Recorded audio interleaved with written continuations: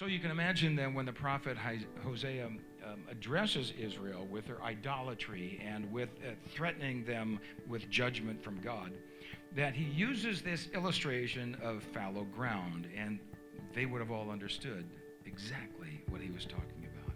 What is fallow ground? It was once land that was fertile and ready to receive seed. But it's fallow ground, it's idle, it's dormant, it's untilled, where it's not going to receive seed and hardly even water that would run off. And see, this is kind of the picture of Jesus casting seed in Matthew 13. In other words, for a farmer expecting some kind of harvest, the ground isn't ready. You see, it doesn't mean the ground is bad.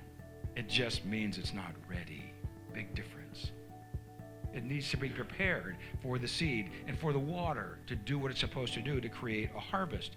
So what does it mean for you and for me to break up our fallow ground? What does that mean? Maybe oftentimes our hearts, through a number of things, through unbelief, start to get a little shell over your heart. Some relationship, you got abused. What do we tend to do? What do we think is going to work? Well, I'm going to put a wall up so that will never happen to me again. I'm never going to let anything in again. No thing, no one will ever be able to do that to me again. And what we do in the process is we block off love. But you know, our hearts can also be hardened as a result of just being idle, dormant, just not doing anything. You say, well, you know, I haven't done anything, and that's the point. You haven't. We have lost our intimacy with God.